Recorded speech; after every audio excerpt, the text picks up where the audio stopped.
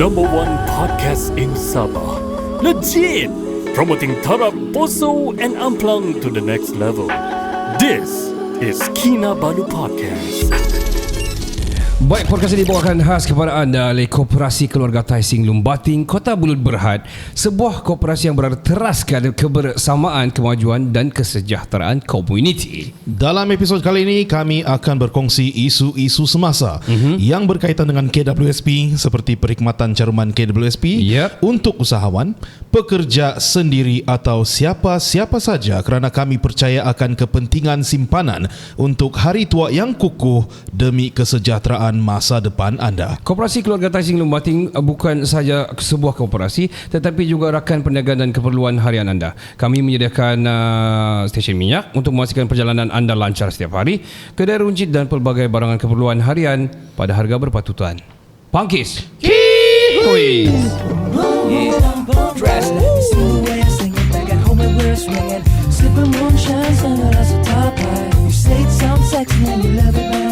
My trouble, darling. Muli karena pataran yang rasu Sumarat Walai doho Biru pati pada hari panan Mulai kita mengintang rawayan.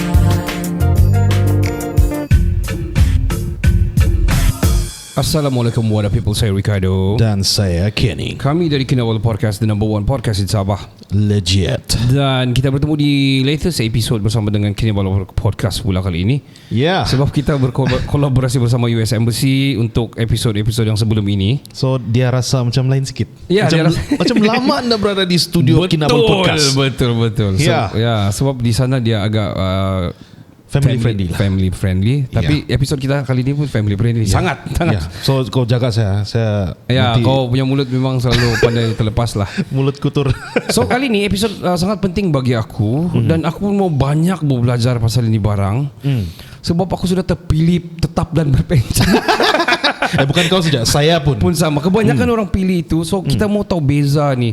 So kita akan cerita pasal KWSP sebenarnya. So kita mau tahu adakah dia lebih baik ataupun dia tidak baik ataupun apa kelebihan-kelebihan dia. Tapi untuk bercakap itu kita memang tidak capacity sebagai orang bilang experts lah. Experts Kita tu. bukan expert. Kita bukan expert lah. Kami cuma jangan cakap lah. Apa? Pembahas sajalah. Kita Isu ini bekas mencarum lah kan. so untuk hari ini kita ada satu orang bilang the main person yang handle di Kota Marudu ini juga di KWSP Kota Marudu. Apa KWSP kan? Kumpulan wang simpanan pekerja. Kau dah tahu kan, kau baru mau cari kumpulan wang simpanan pekerja. Sebab saya tetap dan berpencen kan. Okay. Saya lupa. Alright, never mind. Tapi KWSP dia adalah dia yang handle di Kota Marudu ini dan sudah berkhidmat sudah cukup lama. Ini yang kita mau cerita dengan the one and only Tuan Josli Tai Sing. Selamat datang ke Kinabalu Podcast, Tuan Josli. Ya, welcome. Ya, terima kasih. Ya. How are you feeling today, Tuan?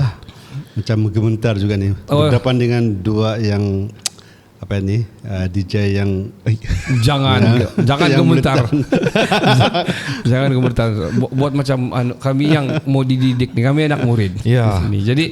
Jadi Tuan Josli, pertama sekali kami sangat menghargai kerjasama kita untuk yang episod ini, yang mana saya difahamkan Tuan Josli adalah untuk beberapa bulan akhir ini akan berpencen bersama dengan KWSP. Sebelum apa-apa kita pergi KWSP ini, kita tanya macam-macam, kita mau tanya pasal ini saraan dan sebagainya ni.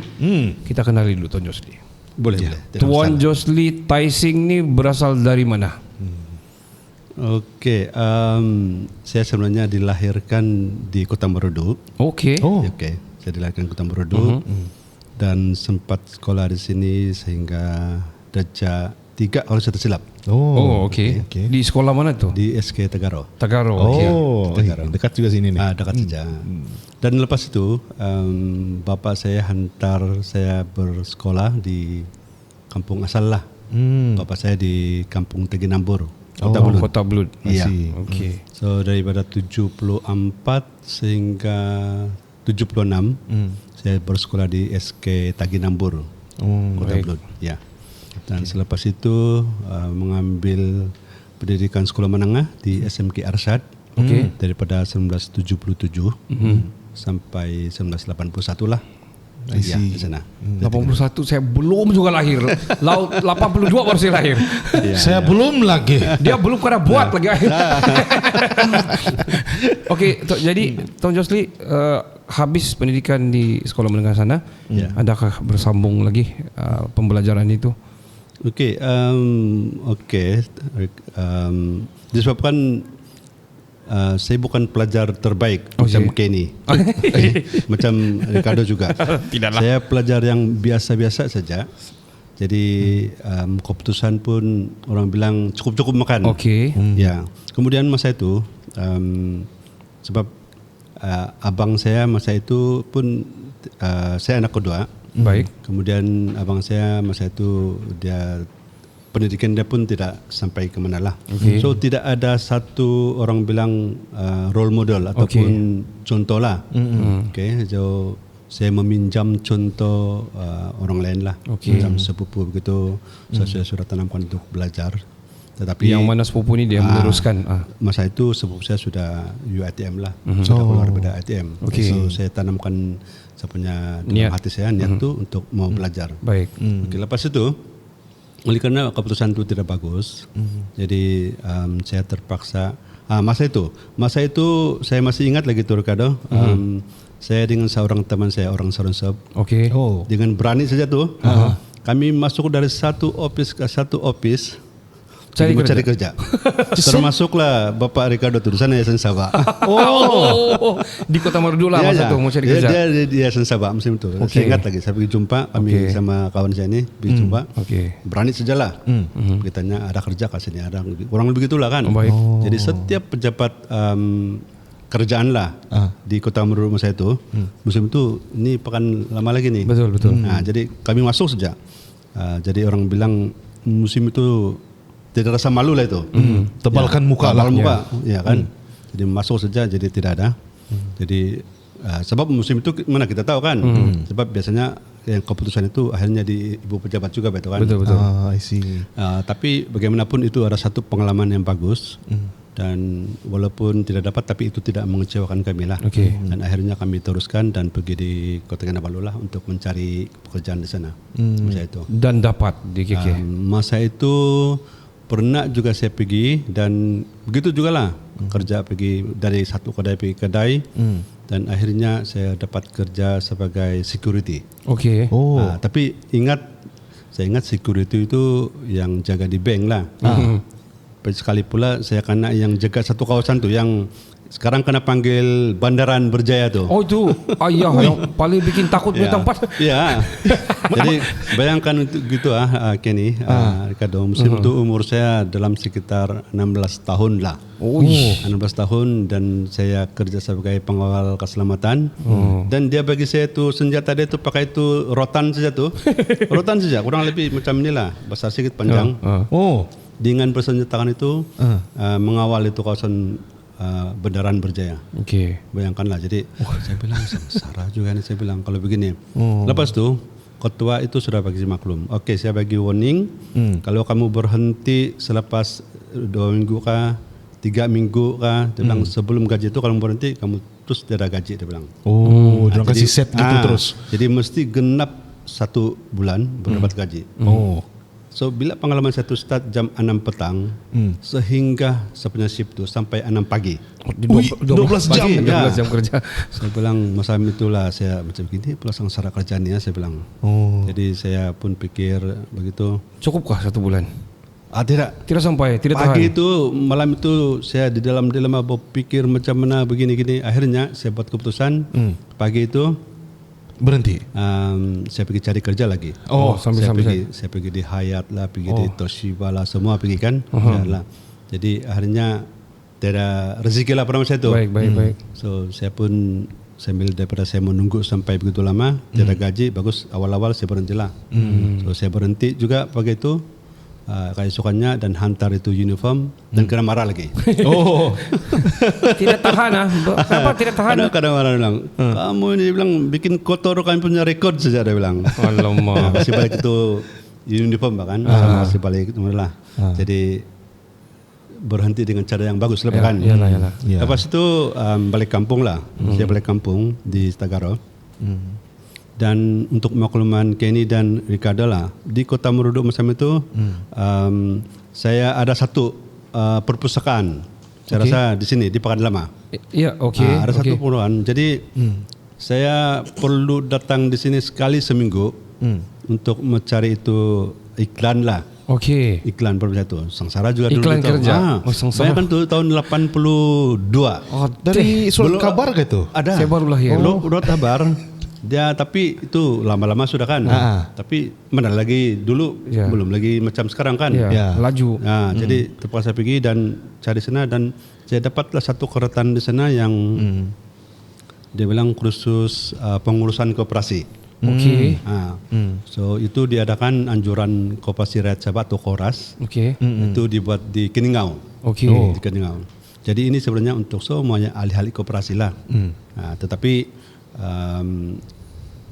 yang tidak kira lah sama ada dia ada pelajaran ke tiada, at least dia ada ahli ke koperasi, dia bilang dapatlah. Tapi kerana kami masa itu mungkin kerana ada SPM diterimalah. So kami pergi di sana belajar selama 9 bulan lah. Di Keningau. Jauh juga. Ya. Pertama kali saya pergi di Keningau musim itu. So apa yang dia punya intipati di dalam pembelajaran itu, kursus tuh? Dia belajar tentang undang-undang koperasi. Dia belajar juga tentang perakawanan, pemasaran, semua itulah subjek yang berkaitan lah. Saya sebenarnya sangat berminat tentang istilah koperasi sebab saya memang tua pun ada koperasi. Kebanyakan orang anu ni diorang ada koperasi apa ini koperasi ni sebenarnya. So actually intrigue me to actually get to know what is a koperasi because some koperasi adalah sangat-sangat besar tau. Dia betul, joint venture into international punya punya company. Sangat besar. Betul lah. That's the thing. What is a koperasi? Boleh tanya. Jadi kalau mungkin lah saya masih ingat lagi, koperasi itu dia macam dia perkumpulan satu golongan lah kan, orang kampung untuk menggunakannya secara berkumpulan untuk mendapatkan menaikkan dia punya taraf hidup lah. I see. Dia memberi servis kepada golongan yang sama itulah. So berbanding satu orang, dia kasih kumpulan untuk melakukan sesuatu lah. So untuk kepentingan bersama. So penjanaan itu lebih besar daripada satu, bagus dua, daripada dua, bagus empat, lebih kurang begitulah. Dan kelebihannya kalau koperasi ini dia adalah bantuan kerjaan lebih mudah untuk dapatkan bantuan. Sebab dia memang ada dibajetkan dalam bajet negara. I see. Oh wow. So dalam mau tanya lah kan, dalam koperasi itu kira whatever business yang boleh menjana kewangan lah begitu untuk sama-sama benefit from it begitu kan? Iya betul. I see. Ya. Contohnya kalau katakan kalau koperasi itu macam kedai runcit lah kan. Jadi ahli itu dia mendapat barang di sana dengan harga yang biasa lah. Lepas itu selain daripada itu nanti dia akan ada bonus lagi untuk pembelian dia gitulah. Selain daripada itu dividen untuk saham dia. Sebenarnya dia ada gitulah tujuan dia sebenarnya. Yang penting keperluan ahli itu dapat di berilah. Gitu. I see.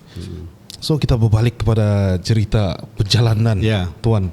So after selepas 9 bulan di kursus koperasi macam itu, mengandung 9 bulan.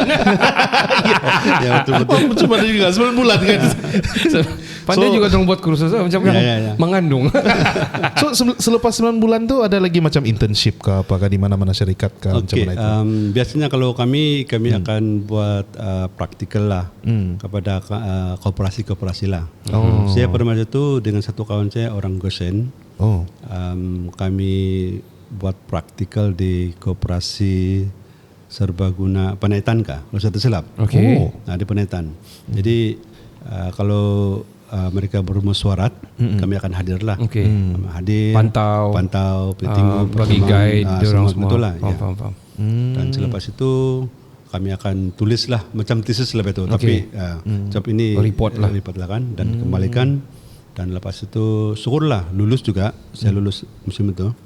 Kalau saya tersilap saya best student lah. Oh. Masa itu. Hey, rezeki di situ. Daripada yang biasa-biasa Ya.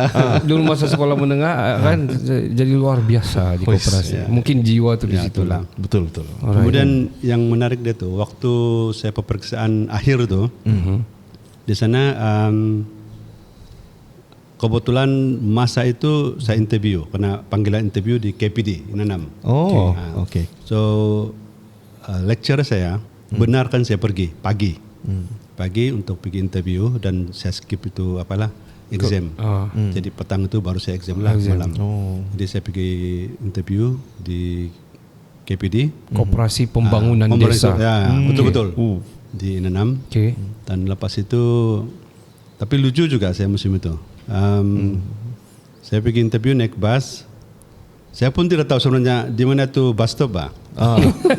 Iya, mana bus mau ambil? Jadi saya turunkan sana di Pekan Inanam. Oh ya. Saya limpas sudah tu yang KPD, yang kalau sekarang itu yang Batarasla di Kelambong itu kan. Itu saya tahu. Sampai sana baru saya jalan kaki pula pergi interview. Interview berpeluh sudah. Iyalah. Berapa jauh itu?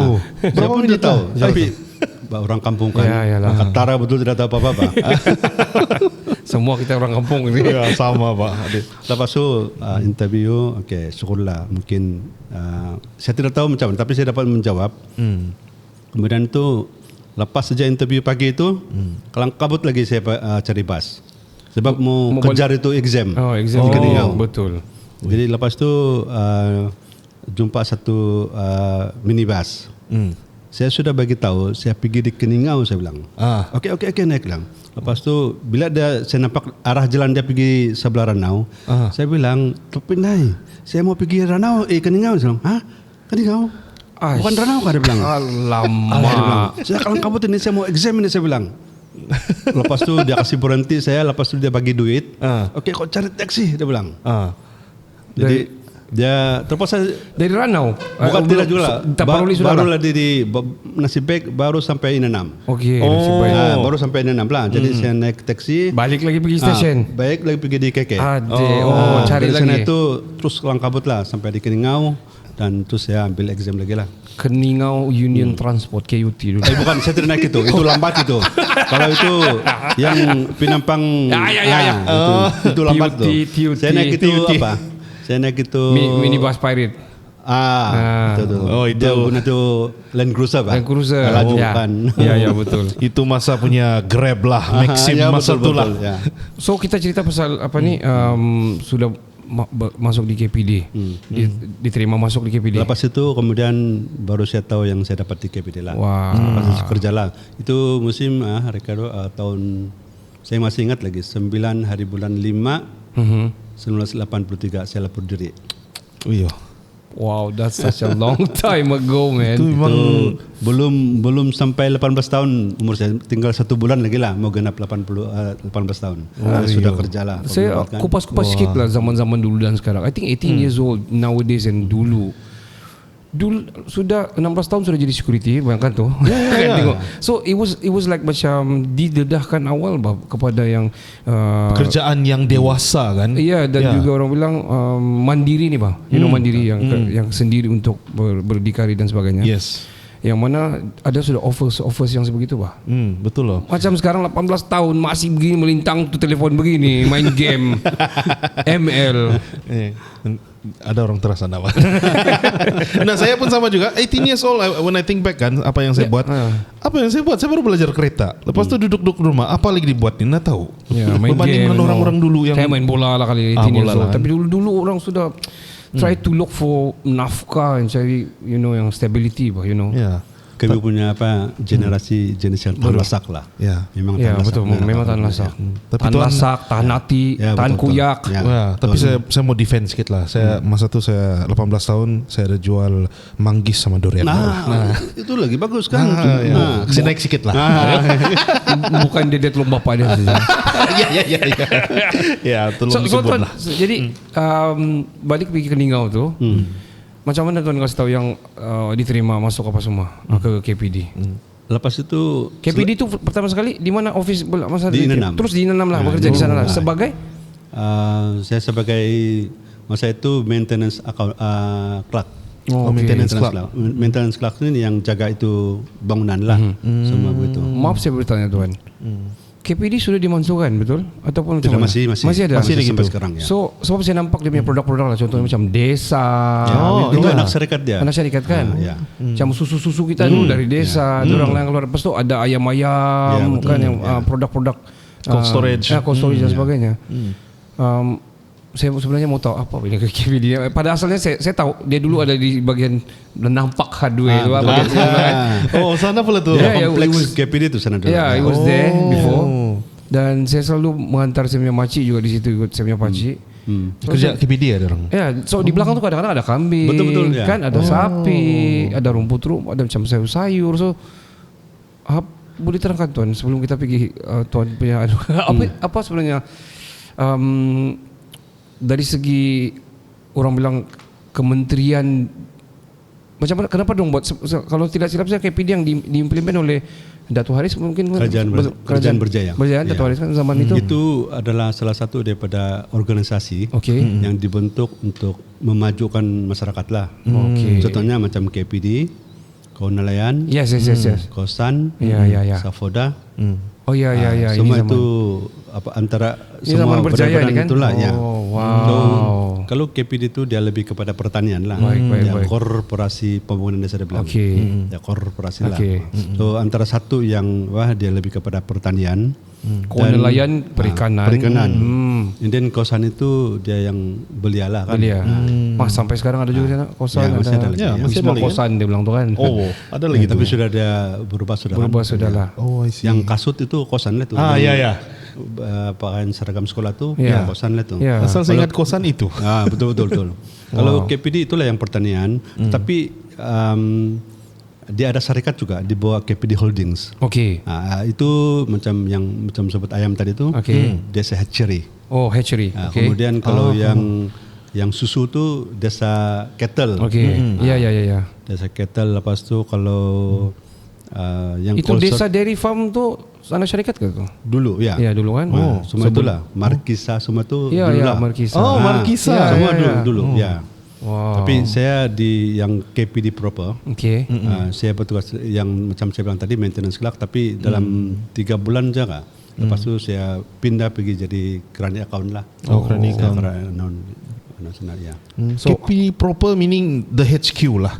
Proper itu yang tidak berkaitan dengan mana-mana cabang. keuntungan. Oh, I see. Dia lebih kepada macam jabatan kerajaan lah. Administratif je lah. I see. Dia tidak melibatkan, dia tidak cari untung lah. Okay. Tapi Tuan masa tu cari untung kan? Bergaji. Bergaji. Ya. Saya mau tanya Tuan back then. Boleh ya. Berapa gaji Tuan pertama yang mula kerja di KPD? Ya, yang dulu saya suka mau tahu ni. Ya. Dulu dia punya gaji kan Ricardo, Kenny, yang saya masih ingat scale gaji kami pada masa itu macam guna SPM lah. Jadi kena panggil C11. C11 C11 lah. C11 lah. Dan dia punya basic 395. 395. Pada masa itulah. Jadi cek pertama saya yang saya terima, kalau saya masih ingat lagi 461. Ini termasuk allowance sikit lah. Semua sudah masuk. Itu belum ada potongan KWS di musim itu. Untuk bulan pertama. 400 berapa? 61. 461 30 hari. Macam kita kalau kita bandingkan dengan kita punya mentality sekarang ni kan, memang jauh beza kan. Kau banyak pakai duit. Tapi I think back then the economy was actually running very good, and mungkin barang-barang masa itu 1 sen, 5 sen kan, 50 sen gitu kan. Probably murah-murah juga. Tapi still kira average kan zaman itu, kira average lah. Kalau yang asal kerja yang C11, C11 itu memang begitulah dapat average gaji. dia. Ini sewa bilik saya musim itu 100. Satu bilik kami kongsi 3 orang. Di Bandaran Berjaya lah. RM35 lah. Satu bilik, jadi 300 satu bilik. Oi, jadi satu orang 100. Main buyuk ini Cina. Jadi bayangkan saya punya gaji 461 tolak 100 kan. Ya, tinggal lagi 200. Aduh. Wah. So zaman bujang lapuk ini. Ya. Macam mana lah, macam this is like a side question lah. Macam mana Tuan kasih bahagi-bahagi lah yang remaining duit tu? Kau tengoklah dia macam mana sekarang. Saya pun tidak tahu macam masa itu boleh survive juga lah. Ya, automatically. Ya. I think automatically you Sebab will. dulu makanan masih murah-murah kan, transport pun murah. Dapat lagi kirim kampung, jangan main-main. Ya betul-betul. Nah, Ada boleh lagi. tahan. Hmm. Boleh tahan Dulu lah. kalau sekarang 5.000 pun belum terkirim lagi kampung. Bayar lu Spotify, Unify, Netflix. semua lah kan. Ya. Terus tinggal lagi 4.000. Masih banyak masih nak kirim kampung. Benar lagi kirim lah. Masuk simpanan. Loan sana, loan sini, KWSP nak simpan. Kan? Tuan kita mau cerita yang apa ini KPD itu kan. Mungkin kita kasih shorten sedikit tapi kita mau masuk pergi KWSP tapi berapa lama bekerja dengan KPD Tuan? Okey, waktu saya di KPD, seperti apa yang saya nyatakan tadi itu, saya sudah aim untuk mau belajarkan. Okey. Belajar. Oh, So sama sekarang belajar. lepas itu saya bermula sejak saya kerja di KPD, saya terus mulai belajar sendirilah. Baik. Okey, jadi oleh karena saya tidak pernah masuk tingkatan 6, jadi niat mau belajar, jadi saya ambillah persendirian tingkatan 6 kan. Tingkatan 6. Jadi untuk makluman Kenny dan Ricardo, saya telah ambil peperiksaan tingkatan 6 sebanyak 5 kali. 5 tries. Percubaan 5 kali. Maksud dia wah, 1 tahun ada second intake kah? Ataupun 1 tahun satu? Satu kali. 5 tahun. 5 tahun. Ya.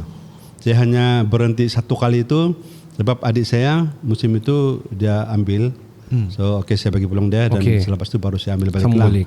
So maksudnya daripada 84 itu saya start sudah ambil. 87. 85 saya berhenti sehingga 88. 89. 88.